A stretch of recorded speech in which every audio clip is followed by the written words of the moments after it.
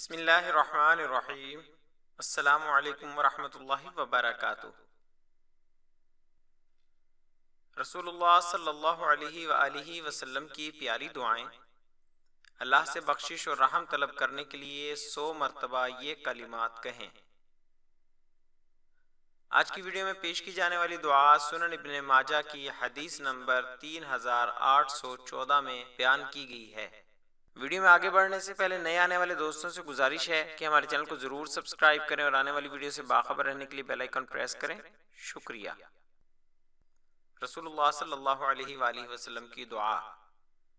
عبداللہ بن عمر رضی اللہ عنہما کہتے ہیں، ہم شمار کرتے رہتے تھے کہ رسول اللہ صلی اللہ علیہ وآلہ وسلم مجلس میں 100 بار کہتے تھے۔ دعا۔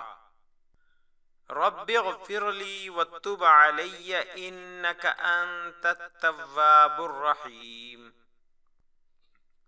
دعا کا ترجمہ۔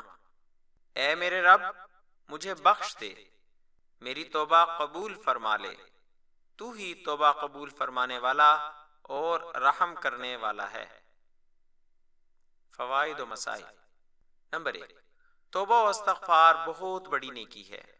نمبر 2، نبی اکرم صلی اللہ علیہ وآلہ وسلم گناہوں سے پاک تھے، اس کے باوجود کثرت سے استغفار کرتے تھے، کیونکہ استغفار بھی عبودیت کے اظہار کا ایک طریقہ ہے جو اللہ کو بہت پسند ہے۔ نمبر 3، مجلسوں میں فضول باتیں کرتے اور غیبت اور گناہوں میں مشغول ہونے کی بجائے اللہ کا ذکر اور استغفار کرنا بہتر ہے، تاکہ گناہوں میں اضافہ ہونے کی بجائے معافی اور رحمت ملے۔ آخر میں آپ دوستوں سے گزارش ہے کہ ہماری حوصلہ افزائی کے لیے ہماری ویڈیوز کو لائک اور شیئر ضرور کریں۔ شکریہ۔